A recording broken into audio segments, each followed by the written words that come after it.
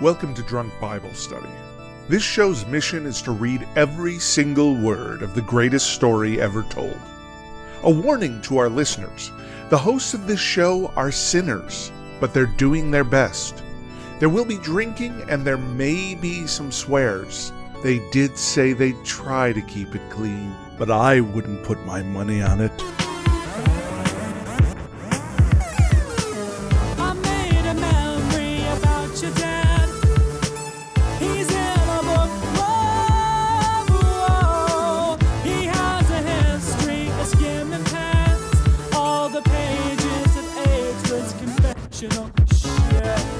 I'm Emily, and this is Drunk Bible Study, where my good friends Dedeker and Jace teach me, a born and raised atheist, all about the Bible. We're back with more Jesus today, everyone. Yeah, I don't know if you remember. Last time, he was just like whipping up a storm of miracles, just healing left and right, bringing people back from the dead. Yeah. Just really in his greatest hits era. Healing their ailments. Yes, for sure. Yeah, exactly. Which, again, was potentially problematic, but seemed very of the time. So, yeah, it was interesting stuff, interesting conundrums, things like that. But, yeah, I know apparently today we're getting some more disciple action, so that'll be fun. I always love that hot disciple on disciple action. Oh, goodness. Yeah, exactly. All 12. There you go. Disciple on disciple. All 12 of them going at it at once. Yeah. Oh, my God. Do we get all the names of the 12 at some point? Because I only know Matthew. I think that's going to be today. Oh, okay. Cool. Yeah, I think that's going to be today. And those other dudes. What were those dudes' names? Yeah, what you got? Which dudes? Like Aaron? No, not Aaron. The first dudes that were brother dudes. Do you remember? You remember? No. There's two brothers, but three names between them. Yes. We said it, I think, the second episode. Yeah. Again, and then it escaped me. So Simon, who is also Peter. Oh, yeah. Peter Simon. Simon Peter, yeah. Simon and Garfunkel, Peter. And then his brother, Andrew. Okay. And then we also had John and James. Oh, okay. And then in the last episode, we picked up Matthew, who may or may not be the star of our story, I guess. Yeah. The author of our story. So how many is that? Are we up to like 5 or 4 up to 5? Okay. Yeah. I guess, yeah. Jeez, we got a lot more to get. Are we going to get all of them? We got some casting to do. I'm torn about whether or not to do casting for every single disciple. There's certainly some that are going to be more featured characters, like Peter. Well, and also, are we only changing the Jesus, or do we have to change the entire cast? I think we're mostly changing the Jesus between the 4 Gospels. Yeah. The other characters, I think it's up to us, right? If they're a small enough character and we want to keep using that actor, we could keep them around. Yeah. But, maybe we could use that as an opportunity to recast because maybe they've got different vibes in different books, There you go. Yeah, I see people are saying Cillian Murphy is Peter. We're recording this on Barbenheimer weekend. So, that's very, very big and very hot right now. So it makes sense to use him in something. Have we used Robert Downey Jr. yet? Or Margot Robbie or any of them? Let's see. Robert Downey, he's not even on our list. We got to add him to the list to call him in. Yeah. He could be an interesting Peter or Jesus or any of these fine folk. Robert Downey Jesus. Yeah, I don't know. I don't know. He's a little old to be playing Jesus at this point, but yeah. Yeah. Yeah, but that's fine. But he could be a disciples. He could be a disciples for sure. Yeah. Oh, actually, that's a good question. Are these disciples younger men or are they men of all ages? How representative is the sample of disciples? Exactly. And I mean, we haven't been told yet their ages. No. But to me, I would think that it would be like, one hot dude and a bunch of other hot dudes running around together like they're in a pack. Wait, but surrounding Jesus, who's a 2? Pack of young... Yeah, I don't know. Well, Jesus is like the most charismatic, though. And he's doing all this cool stuff. And we're casting him hot, right? Clearly. Even though there were so far we have with Chiwetel Ejiofor. Yeah, exactly. So... I just did a quick search for how old the disciples were. And according to this particular answer on gotquestions.org, just based on some of the words that Jesus uses to describe them and their jobs and like when they died later on and stuff, probably between 20 and 30 years old for all of them. Okay. Oh, well then, yeah. Yeah. So exactly. Young men of vigor, Yeah, exactly. That makes sense to me. It's the new crowd coming up, making a new religion or whatever, proselytizing some new shit. Yeah, I need that young blood, There you go. Yeah. Discipleship is a young man's game, as we all know. I guess. Right. I guess it is. Yeah, exactly. What are you two drinking today? Oh, I'm just having a little pamplemousse La Croix with some vodka in it. It's nice. It's refreshing. It's crisp.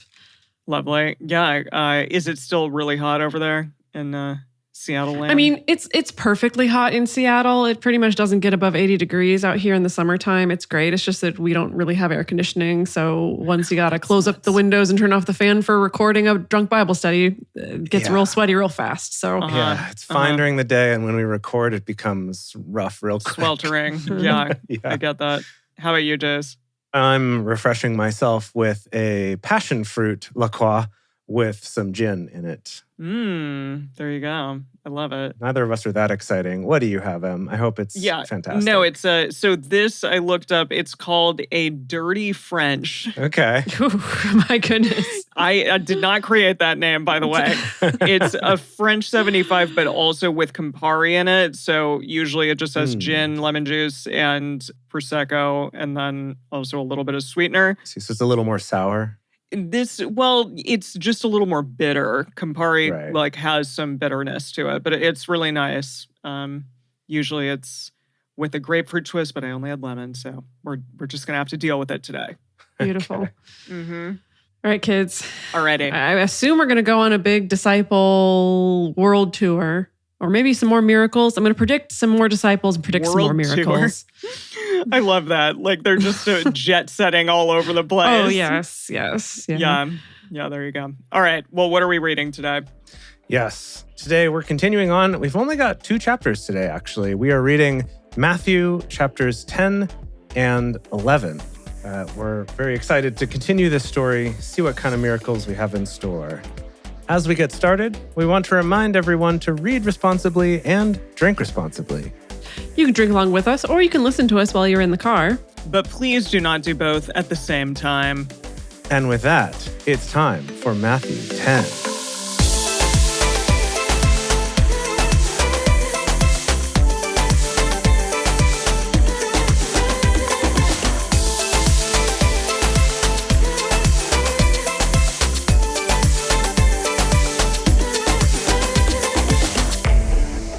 Matthew 10.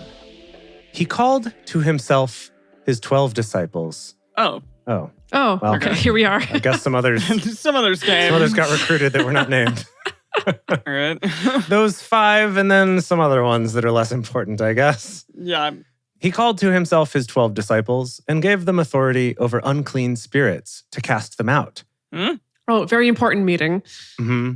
Wait, what? Yeah, he's like, hey guys, hey. Yeah. Hey. So, you know how I've been casting out spirits and doing all these cool miracles and shit? Oh, uh-huh. I'm going to give you sort of the keys to this car. What? So you can drive it around. What? Yeah.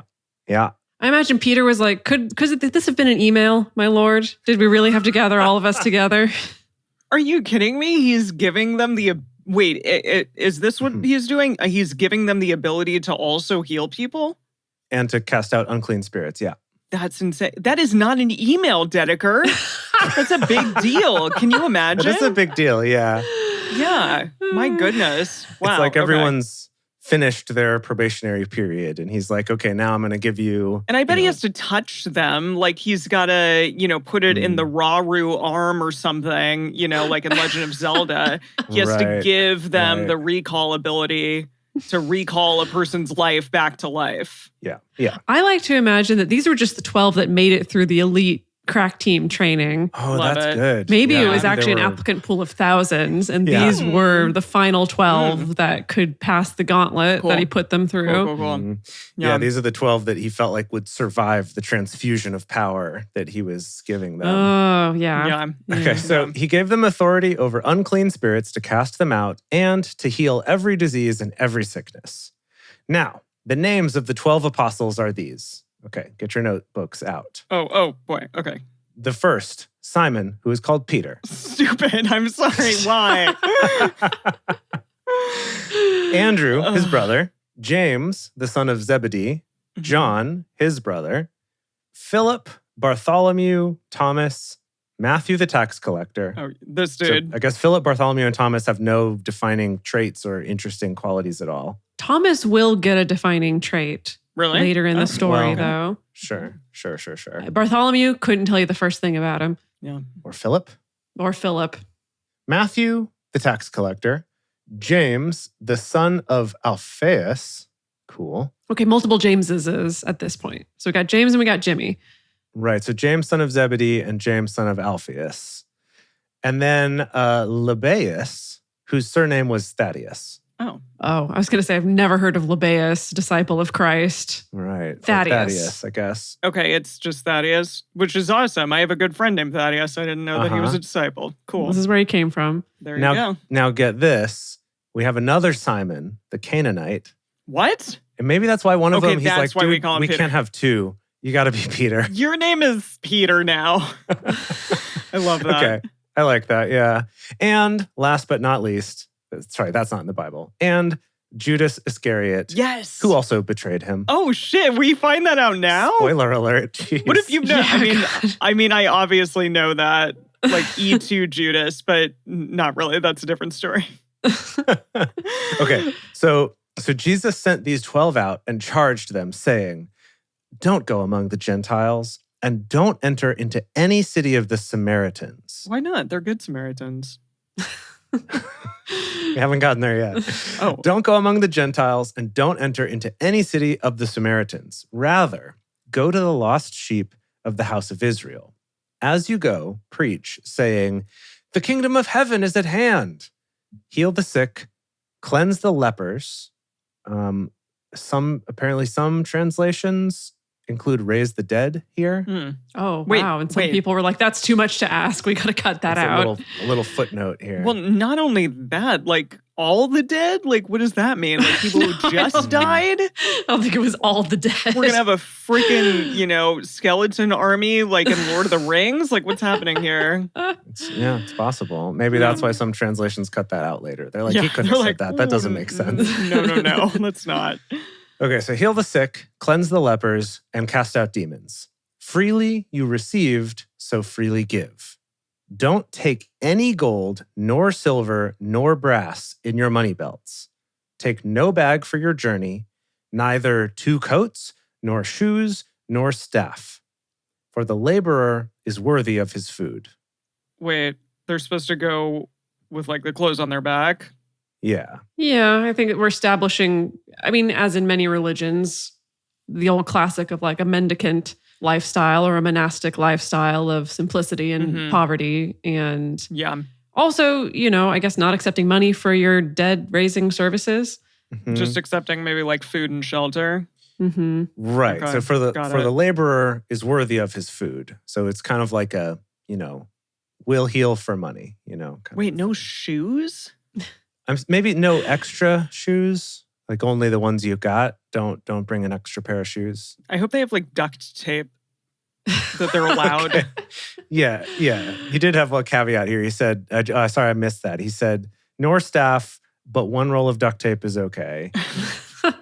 So you can make yourself a makeshift coat and plug up the holes in your You shoes. can make anything you need at any moment. There If you you go. had to. Yeah. Yeah. Okay, let's see here. Into whatever city or village you enter, find out who in it is worthy and stay there until you go on. As you enter into the household, greet it. Hello, household. Like, I was thinking like a Marie Kondo thing. How she, Right. on the show would Oh, always yeah. do the like blessing and greeting for the house. What is that in Japanese? Oh, hello, household? Yeah. I wouldn't know the super formal version. Yeah. Oh, okay. All right, Yeah. fine, Dedeker. I just wanted you to whip something out. Yeah, Pantanomy in the chat is pointing out, it's kind of like, I guess maybe the Tadaima. Oh, yeah, Where- Tadaima. But so Tadaima is yeah. usually what you say when you come home. But Mhm. when I read Marie Kondo's book in Japanese, she was very adamant about how, I'm sorry. I just always look, Emily. I know, I dedicated Dedeker, like 15 years of my life to learning the worst language in the world. I'm going to mention know. the fact that I've accomplished something. It's very impressive. Listen, I don't want to go to Japan without you ever. I will humble brag my way to glory. As I was saying, she's very clear that you say Tadaima even when nobody's home. Because you need to greet your home and all the objects within it as well. Mm-hmm. Got it. She even recommends patting your houseplants and saying hello to them. Okay, I need to go do that after this. It actually probably stresses them out. There's a lot of houseplants, though, to do. And what about the cactuses? Ow. Ouch. Yeah, maybe it's better to just greet them. Give them a little bow. Can I blow on them? A little bow. That's nice. That's nice. Yeah. Okay. So he's saying basically enter the house, greet it. Don't go to non-Jews, right? Only say in the Jewish areas to find the people who've kind of lost their way. Find the one that seems the coolest and stay at their house. Okay. When you enter the household, you greet it. If the household is worthy, let your peace come on it. But if it isn't worthy, let your peace return to you. I don't know what that means. Yeah, what? Let what come on it exactly? Peace. What was that? Your peace. Your peace. Your peace. Peace. Your peace. Yeah. I'm actually curious about some other translations here. This is one of those verses I've definitely heard sermons preached about, but I could not tell you anything about those sermons. Let your peace come on it. Your peace. Is it kind of like, go and preach and do these miracles and stuff, but if people don't want you there, don't stick around. Just go where you're welcomed? Yeah. Yeah. Okay, let's see here. I like the King James. This is great. When ye come into an house, salute it. What? Yes, sir. And if the house be worthy, let your peace come upon it. So yeah, same translation there. All your bits belong to us. Okay. The Complete Jewish Bible says, if the home deserves it, let your shalom rest on it. Oh, that's nice. Oh, I like that. If not, let your shalom return to you. I like that. And then, of course, Eugene says, what? When you knock, he's basically describing what the Mormons do. He said, when you knock on a door, be courteous in your greeting. If they welcome you, be gentle in your conversation. If they don't welcome you, quietly withdraw. Wait, it's like a vampire.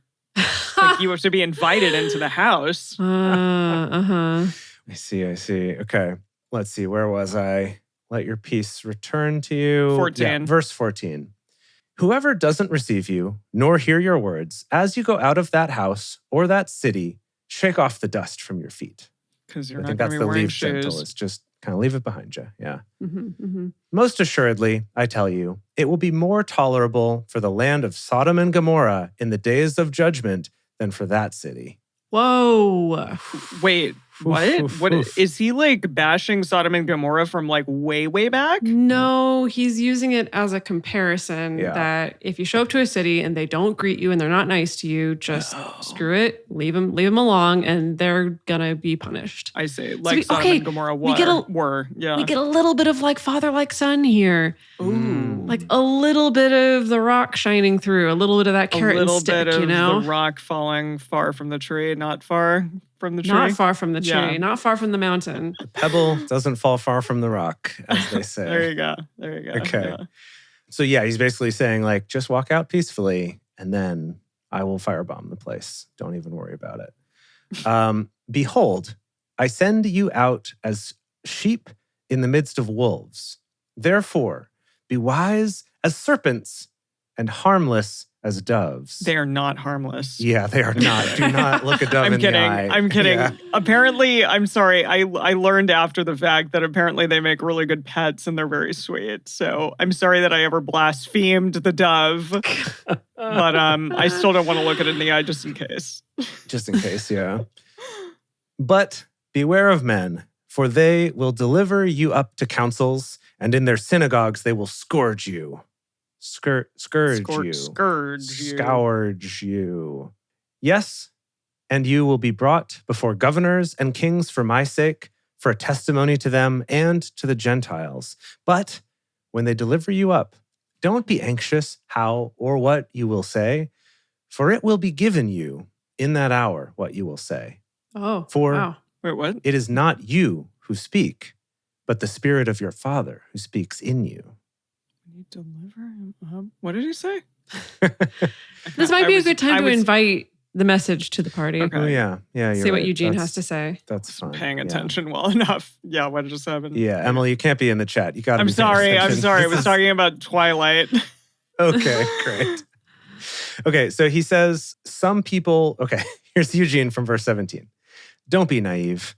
Some people will question your motives. Others will smear your reputation just because you believe in me. Oh. Don't be upset when they haul you before the civil authorities.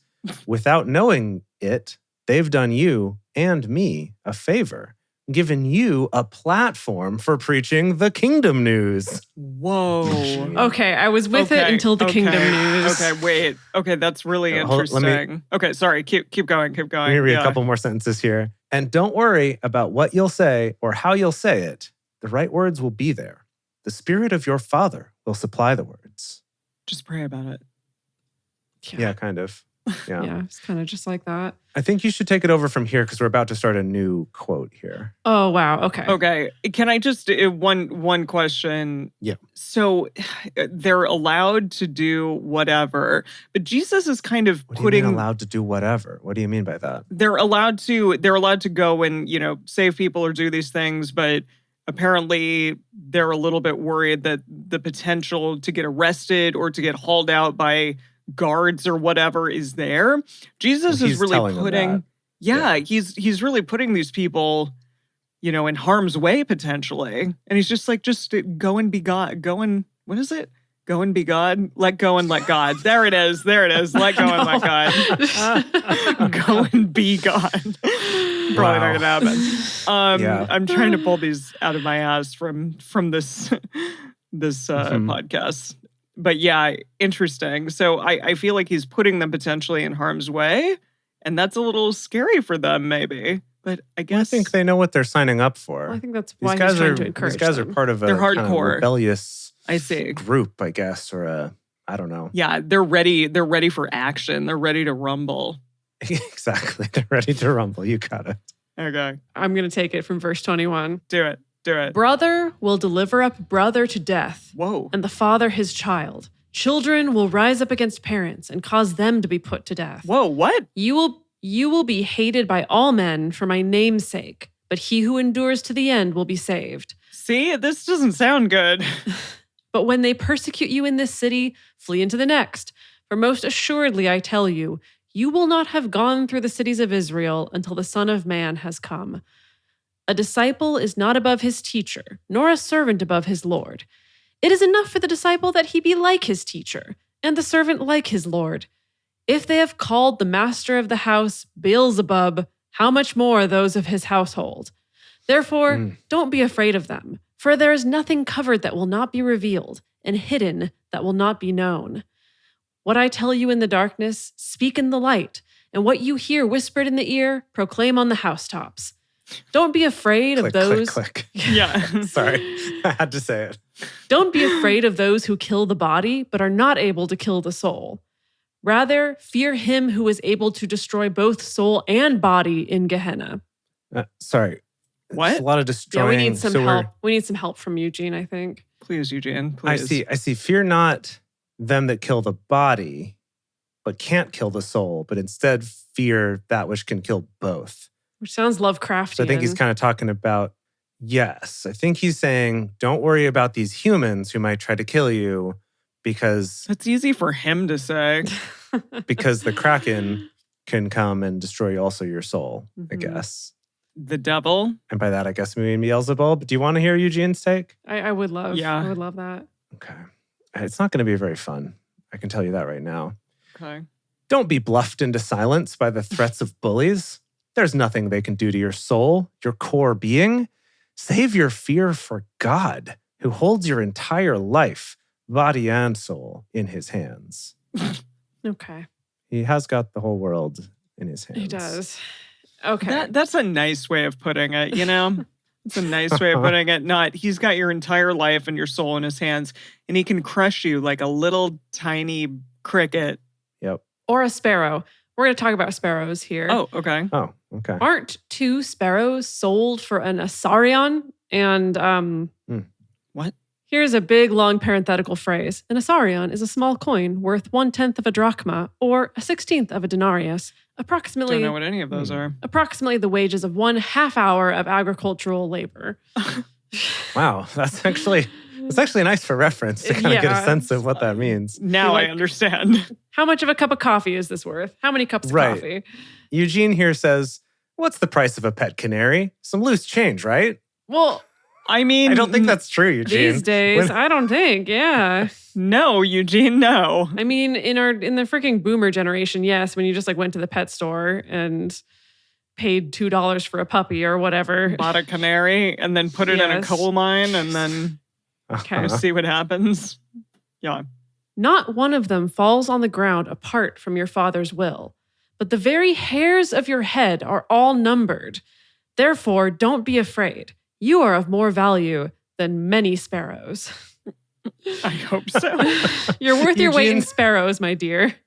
Eugene says you're worth more than 1,000,000 canaries. Oh wow. Oh, That's a nice, cute. it's a nice I love canaries and animals, but I like that to say to your lover or something. You're like, you're worth more to me than 1,000,000 canaries. Canary by canary, they weigh very little because they're birds. True. And how much do you think 1,000,000 canaries weighs? You gonna do that math real quick? I don't know. How much does 1 Not much. canaries Probably a lot, but not weigh? that much. Google is like, no. Yeah. Okay, an average canary is about 15 grams. Yeah. Or teeny half an weeny. ounce. Goodness. Okay, so 15 grams times 1,000,000,000. That's 1,000,000. I mean, I guess I could have done that math in my head. 15 million Grams. So 15 What is that million in pounds or kilograms? Grams for to our pounds. Lovely UK and Australian Oh. people. And Okay. what is that? That's not nothing. That's 33,000 pounds. That's a lot. That's a lot. That's a lot. As Brady in the chat is saying, it's a real katamari of canaries. There you go. Yeah. Wow. Everyone, therefore, who confesses me before men, him I will also confess before my Father who is in heaven. But whoever denies me before men, him I will also deny before my Father who is in heaven. Confesses? That kind of sounds Catholic. I think it's if you confess as in to transmit, to say aloud. Okay. Like if you pledge your allegiance to Jesus, the Jesus. he will pledge his allegiance to you. That would be cool if the flag pledged its allegiance back to you. Yeah, that'd be nice. Oh, yeah, that's fun. Yeah. Oh, and here comes my mom's favorite verse whenever we disagree on something. Oh, okay. Here we go. Huh, okay. Don't think that I came to send peace on the earth. I didn't come to send peace, but a sword. For I came to set a man at odds against his father, and a daughter against her mother, and a daughter-in-law against her mother-in-law. What does that mean? Like I'm just here to be the one true king, even if you are not if your loved one is not in line with me, then you're going to be against them because you love me the most? Essentially. I'll say that essentially. I will say functionally the way that this verse tends to get whipped out at me is... And actually, I think a number of maybe fundamentalist Christians will do this also, is if there's any criticism about Christians not acting very Christ-like, not being very loving, not being very supportive of the poor or the disenfranchised, that this is kind of like, well, but Jesus didn't say that he was coming to make everything like peaceful and loving. He said he was coming to start a war, essentially. Interesting. That's funny because I could see it being used the other way around from the young people. Where it's like, look, Jesus said, us young people, because it says, daughter against mother, daughter-in-law against mother-in-law, son against father, as in like the new generation is going to be like, dude, you're doing it stupid and you're doing these things just because you've done it that way. You're doing it stupid. Like we're going to push against the old guard. Right. Yeah, that's how I would read it, especially because he's a young guy and his disciples are young guys. Definitely. So it's more like, look, y'all, I didn't come here to make nice with you boomers. I'm here to shake things up. Jeez. Well, speaking of... Sorry to the boomers in the crowd. Yeah, it's all right. We love you, boomers. It's just also, there's some boomers we don't love as much. To be fair, there's some millennials and Gen Zers Well, and everyone else we okay, don't like. yeah, if I had That's not wrong. That's not wrong. untrue. A man's foes will be those of his own household. He who loves father or mother more than me is not worthy of me. And he who loves son or daughter more than me isn't worthy of me. I think this is the justification for like cut your queer kids out of your life. Okay. I think this is the verse. Sorry, not to bring up too much trauma for everybody, but no, listen, Jesus gets yet another like strike against him, which he's done pretty regularly in every single one of these chapters. I just got to say. Right. I wonder how different he'll be between the Gospels. Yeah, he hasn't been auditioning well for your first encounter with Jesus, huh? Listen. It again is showing me so much that like all of those people out there, and I've had a few who are like, oh my God, you're reading the Bible. I can't wait for you to like become in love with Jesus or something. It's just not going to happen, okay? Okay, hold on, Emily, because I want to have a little role player, like a little simulation, maybe. You get to the end of the Bible. Yeah. And one of your Christian friends. I'm like, Revelation was awesome. I know. Yeah. And one of your Christian friends is like, oh my God, you read the entire Bible. Like, what was it like? And I want you to legitimately, genuinely give me your Emily answer. You're in front of your like beatific, smiling, happy Christian friend. They've asked you this question. What are you actually going to say to them? Yeah, it was revelatory in so many ways. Because that's good. That's very diplomatic. Because I really learned the good and the bad. Yes, I understand there's a lot of great stuff that people can look to in times of need and times of challenge. And yet, so often people leave out the really horrific parts of this book, which there are plenty of.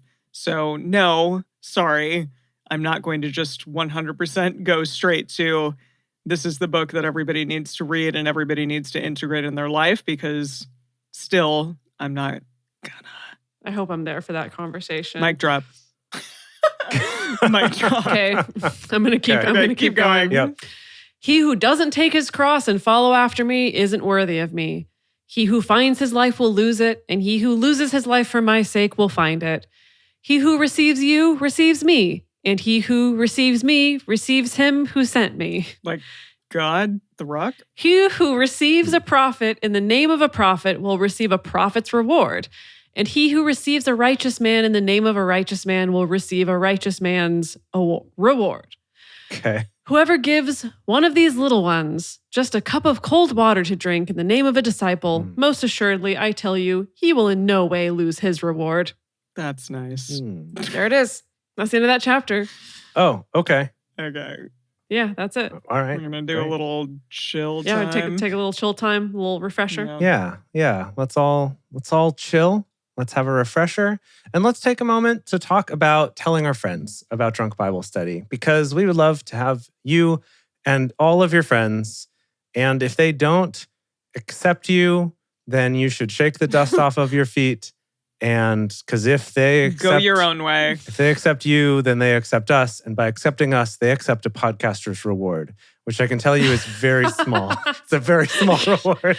But if you confess us in front of your friends, we will confess you to The Rock when we finally meet him for casting this multi-million-dollar Hollywood film version of DBS. I hope that he would be flattered at the very least. It's like, listen, man. We created an entire podcast where you are truly the star, okay? And we reference you every single episode. And we haven't been doing this for like a hot month or whatever. We've been doing this for a whole damn 5+ years. Mm-hmm. So you're welcome. Free publicity for that guy. Yeah, because he really needs some publicity. He needs our publicity. Listen, okay? Oh my goodness. It's something. Yes. So please spread the word. And also, if you would like us to confess you on the air, you can become a patron of our show at patreon.com/drunkbiblestudy. And we will give a toast to people who become a parishioner. That's our confessing you to the world and to our Father. I think my dad has maybe listened to a couple episodes. So, there's that. To Jace's father. Mine hasn't. I'll confess you to my Father. Yeah, if you accept me, you also accept my Father, I guess, or something like that. And we also have early releases of episodes, Emily's drink recipes, And of course, which I am posting this week, I promise. And of course, our undying love and the love of my Father. You know what? I'll tell him that he owes love now to however many people there are in the Patreon. Okay, we are back with chapter 11. Do we call these chapters? Yes. Yeah, we call it chapters. You got it. Chapter 11. It happened that when Jesus had finished directing his 12 disciples, okay, so nobody left yet, he was just talking to him the whole time, he departed from there to teach and preach in their cities. So, yeah, what was he doing? He was going with them to various places. To me, I'm like, he would stay sort of in the headquarters, and then all of the disciples would like branch out to the various cities and go from there. I don't know. Maybe he did some ride-alongs with them. Okay. Yeah, I'm assuming it was sort of like a student teaching kind of thing at first. And now he's finally like, you're ready to take on your own classes, and I'm going to go do my own as well. Got it. Okay. I don't think there was ever a moment where he's been sitting in headquarters. He's been pretty proactively out there this whole time. He's doing a lot of things. He was doing it all himself, and he finally realized, I need to delegate Wait a some of minute. this. And so that's why he assigned them the It's good. demon ridding and healing abilities so that he could, branch out. Yeah, he's getting his I guess business is getting bigger, so he needs to delegate now. Yeah. Now, when John heard in the prison the works of Christ, he sent two of his disciples and said to him, "Are you he who comes, or should we look for another?" Wait, what? John? What a confusing Yeah. question. Yeah, I know. And wait, there was a John that is his I disciple. think this is a John the different Baptist. John the Baptist who's in prison. Oh, The now. baptizer, please. That's our right. translation. John John the the baptizer. Baptizer. Oh, wait. Is this the John who baptized him? Yes, Yeah, that one. one. The very same. Okay. He's now in prison. Why? Yes. We don't know. Okay. Terrible storytelling. Jesus answered them, "Go and tell John the things which you hear and see. The blind receive their sight, the lame walk, and the lepers are cleansed, and the deaf hear, and the dead are raised up." This sounds like Mary Did You Know, by the way. Probably where it came from. Yeah. Yeah, sorry. Everything is a Christmas Carol to me. And the poor have good news preached to them. Blessed good for the poor. Yeah. That's the best Yeah. they get. I know, right? They don't get some money. They're just like, good news. Jesus Christ was born today. That's another carol. Blessed is he who finds no occasion for stumbling in me. What? Huh. What? For stumbling in me? That sounds... Could we get a Tyndale review of like, everything we've covered whoops, so I far? just stumbled into yeah. you. Yeah, that's a good one. Let's see here. I'm still That on was Matthew 6. 10. Let me switch here. So I'm going to take it back to the start. Oh, okay. And it came to passy that Jesus had made an endy of commanding his 12 disciples, that he departed thence to teachy and to preachy in their cities. When Ihan, John, being in Presson, heard ye workies of Christ, he sent 2 of his disciples and said unto him, Art thou he that shall come, or shall we look for another? Oh my God. Loke, L-O-K-E. Or shall we look for another? Jesus answered and said unto them, Go and shew Ihan what ye have heard and seen. The blindy see, the halt goo, What? the lepers are cleansed. The halt The halt goo? The What you halt got? Goo. So that's the halt, H-A-L-T, goo, G-O-O. Wait, what is goo? I think this is the lame walk. The halt Oh. goo. Halted goo? Goo. The Okay, halt the halt goo. goo. Like the Beebaloo. The lepers are cleansed. The Okay. deaf heary, the dead rise again, and the glad tidings is preached to the povre. That's what we should To the be singing poor, in to Mary. the poor. You know. The halt goo. And happy is he that is not offended by me. Okay. I mean, yeah, I guess That's so. nice. Okay. Yep. I'm on 6. Oh yeah. So okay, no, I'm on 7. As these went their way, Jesus began to say to the multitudes concerning John, "What did You go out into the wilderness to see a reed shaken by the wind? But what did you go out to see? A man in soft clothing? Behold, those who wear soft clothing are in kings' houses. But why did you go out? To see a prophet? Yes, I tell you, and much more than a prophet. What? What is happening? Well, hold on. Yeah, what is the soft clothing? A man in soft clothing. Just like gossamer clothes that he can rip off his body. Well, so Jesus is talking about John now, about John the Baptizer. Yeah. Is he asking why he is in prison? What is happening? I don't know why he's asking this, but he's kind of asking like, when you all went out to go see John, I guess before he was in prison, what did you expect to see? A guy wearing silky clothes? Nah, that's what they wear in kings' houses. This guy was in the wilderness. Come on, man. He's a prophet. And then Eugene translates that last bit as probably the best prophet you'll ever hear. Which is, I think, him? Is he talking about himself? John. He's talking about John. Emily, stick with me here. No, I'm sticking with you. I always figured that Jesus is like putting himself on a higher pedestal than everyone else because he kind of has so far. So that he's like kicking John in the face and saying like, wait, you expected to see that guy prophetize? He's terrible. I'm awesome. No, so this is more establishing that Jesus likes John.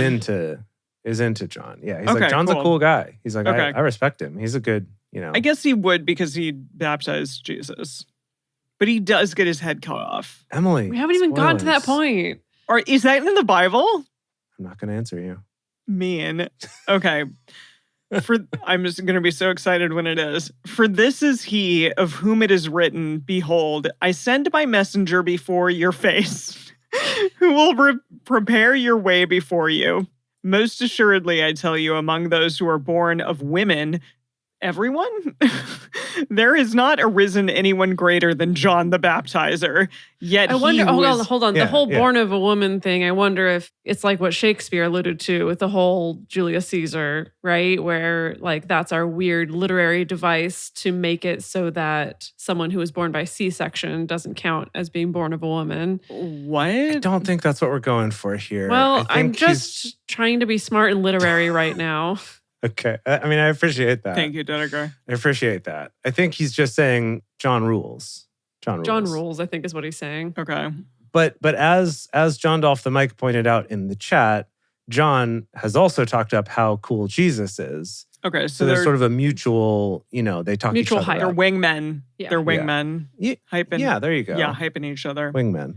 I love that. Okay, so most assuredly I tell you among those who are born of women that there has not arisen anyone greater than John the Baptizer, yet he who is least in the kingdom of heaven is greater than he.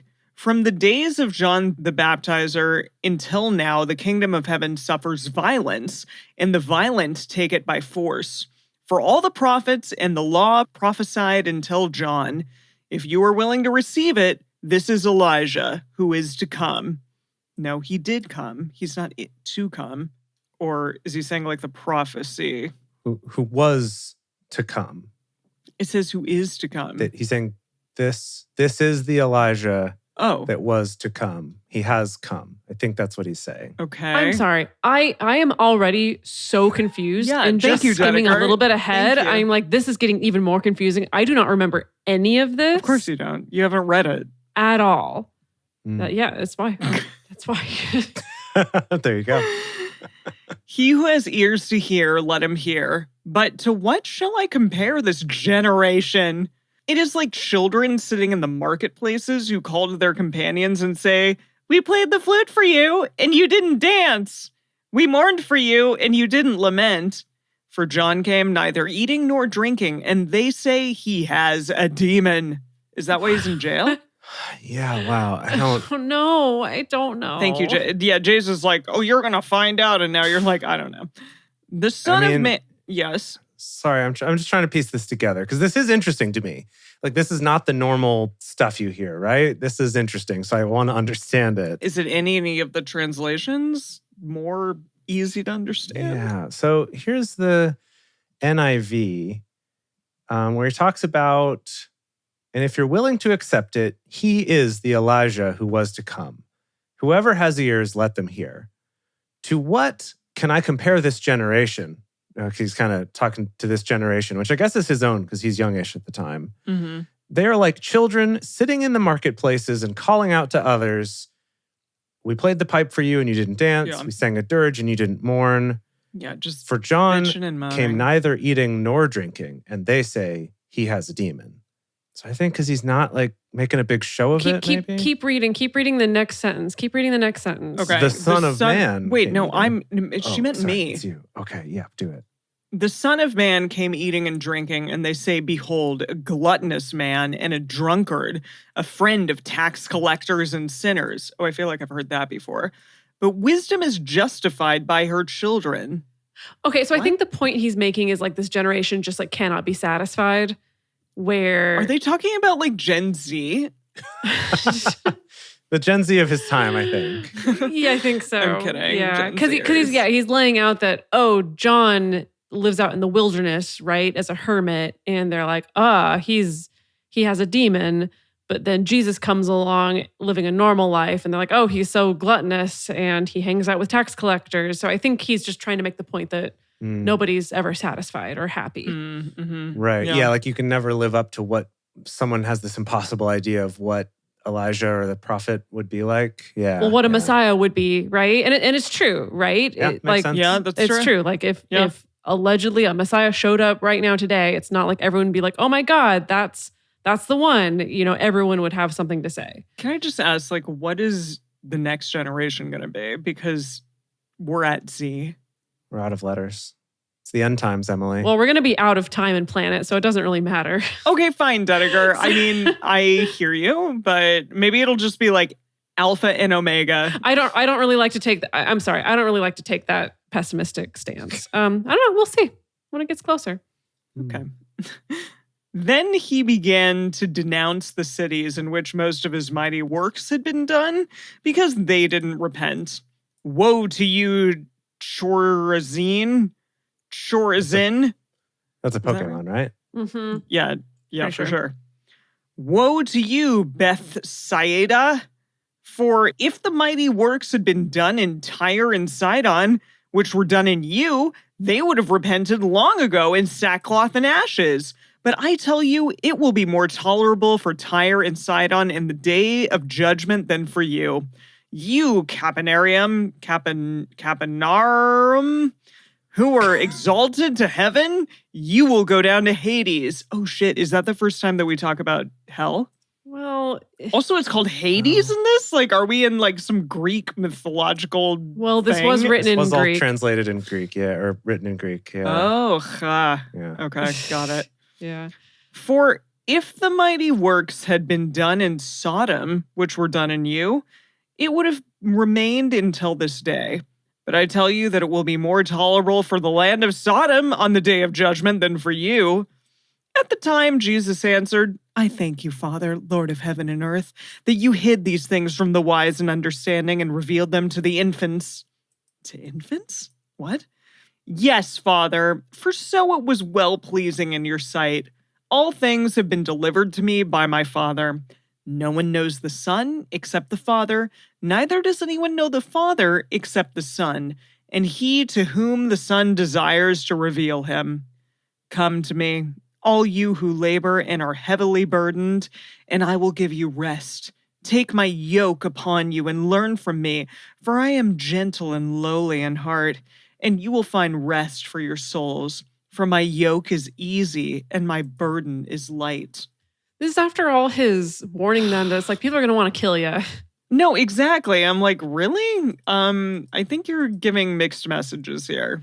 Just a This little is bit. definitely certain verses from this chapter were plucked out and taught to me, but I definitely never sat down and read this entire chapter. This whole thing where he's denouncing all these different random cities and going on about how cool John the Baptist is. Like, this was very confusing. I mean, I feel like Jesus has been a little bit more cohesive up to this point, a little bit more comprehensible. And this, I feel like it just went off the rails. Yeah, he did go a little bit off the rails. Yeah, went a little nuts. I was promised love. Love and peace. Yeah, exactly. Mm-hmm. Jace is like, Yeah, just Jace, you seem upset and bothered. Oh, I'm just trying to keep up with. I feel like there's kind of this like whiplash that's happening in terms There's a of lot of the whiplash. tone of what Jesus is saying, and so it's making me wonder about the whole thing of who wrote what. How's this going to compare to the others? I'm just deep in thought, deep in Maybe it'll be contemplation. less whiplashy the more that we hear it. And maybe that's the point, is that they're like, damn, we got to do this again and again and again. Yeah, we need Because some if we different takes on don't, it. they're not going to really understand it. And they're only going to like pick and choose the parts that are a little not great. I don't know. Maybe if I hear it 4 times, I'll be like, oh, it's amazing. Doubtful, but it's true. Once you get indoctrinated where it's like, oh yes, this is all normal. This is the way it should be. Like once you're fully introduced into the world, then maybe it'll be a little easier to just grok and accept as it is. Grok. Yeah. This is getting me much more fascinated in Bible writing history. Because I know about the Council of Nicaea, and Constantine and editing the Bible and trying to decide which books are going to go into like the official holy text and things like that. But I'm just like, I don't know. I'm so curious about how we ended up with 4 different gospels telling the same story. Yeah. Right? Yeah. Good point. It's an interesting thing because they're all written by pretty much the consensus from historians is that none of these were actually written by the people that they're attributed to, and that none of them were written by people who were actually there. Like even though they're written as if they were written by some of the disciples that were there, that basically it's pretty clearly not. Interesting. And so there's like all sorts of interesting comparisons to look at, and that's something I'm curious to get into more and more as we read the different versions to try to explore, what would this be? I found a super interesting little graph here that has the 3 synoptic gospels, which are Matthew, Mark, and Luke. So all of them except for John. And it has them broken down into like 3 pie charts. Okay. And each pie chart has percentages of what things are the same between all of them, what things are unique to that one, and then what things are shared between them and one of the other 2. Okay. And it's super interesting. So like Matthew, 46% of this is going to be the same in the other 2. That's a lot. 46. Basically, the Almost story is going to be the same. 20% of it is unique to Matthew. And then like 10% is common between Mark and Matthew, and 24% is the same between Luke and Matthew. So wait, John is like off the rails? Yeah, John's the one that's off the rails, and everyone's like, this dude was on something else. Cool. So I'm excited. Yeah, it'll be interesting. Wait, can I ask, like, why does everyone hate Paul? I mean, I understand that he was the beetle that, was really the brains behind the operation, and people misunderstood him, but he knew his shit. So what was going on there? I think that you'll like so many things in this book. I think we got to get to the letters of Paul, and then you have to decide, right? Fine. Because I will. I thought for sure, oh gosh, all this doom and gloom, fire and brimstone Yahweh. Once we get to Jesus, it'll be way more chill. He was just a big hippie. And then now I'm reading this like, this is kind of a bummer. And so honestly, with Paul, I've always been like, I hated Paul. Like, I never even liked him. You just were taught to hate Paul. Even when I was, no. You're taught to love Paul. You're taught to love Paul. Wait, what? What? It's the people who deconvert that hate Paul. Okay. Yes. Wait, I'm so excited. Can we get there now? Is he after Matthew, Mark, Luther, and John? And Ringo. The book of Ringo too. Don't forget that one. Yeah, wait, is he right after or no? Do we have to wait a little while? Well, Acts. You have to wait a little bit. We have to wait a couple, a book or a couple books. No, just one book. What, is it Acts? Yeah. What is book it? Of Acts. What is his book? He has many. Well, he has many books. Oh. He wrote many books. Yeah. Wait. My father's house has many books, all written by Paul. Okay.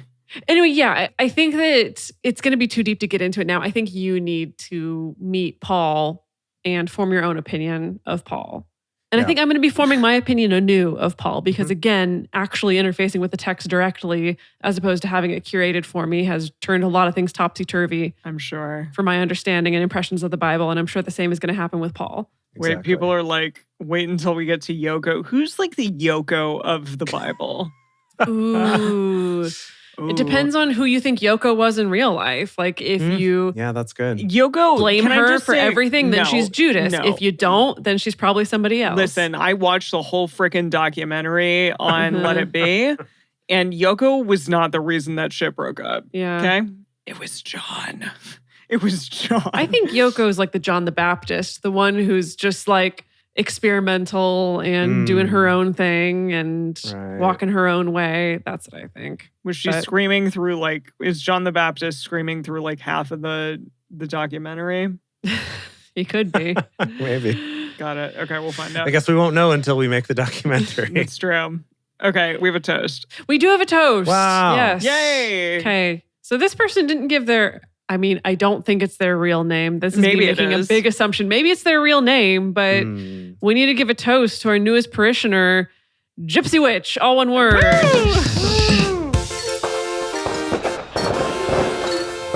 Thank you so much, GW, the good old G-dubs, for choosing to support our show, choosing to The better support G-dubs. Yeah. independent, drunk biblical studies. Not a lot of support in this field. And Right. so you're No. like genuinely your support and parishionership really makes a big difference. Thank you so much for joining us for this journey. We really appreciate you. Thanks for everything. And thank you all out there for joining us for Bible study today. If you want to join the audience in our live stream shows, follow us on Twitch at Drunk Bible Study or go to drunkbiblestudy.com/live. If you want even more Drunk Bible Study, including early releases, cocktail recipes, personal toasts on the show, and more, become one of our patrons at patreon.com/Drunk Bible Study. If you enjoy the show, take a moment to subscribe and write us a nice review on iTunes, letting other people know what you like about it. You can also join fellow listeners in the Drunk Bible Study Fans and Fellowship Facebook group or on our Discord server at discord.drunkbiblestudy.com. Find us on Twitter at Drunk Bible Cast, on Instagram at Drunk Bible Study, or send us an email to info@drunkbiblestudy.com. Drunk Bible Study is created and produced by Jace Lindgren, Dedeker Winston, and me, Emily Matlack. Our theme song is Book Club by Josh and Anand from their album Home of the. For more information, visit us at drunkbiblestudy.com. I made a memory about your dad. He's in a book club. Whoa. He's got a history of skimming past all the pages of ageless confessional shit. I thought about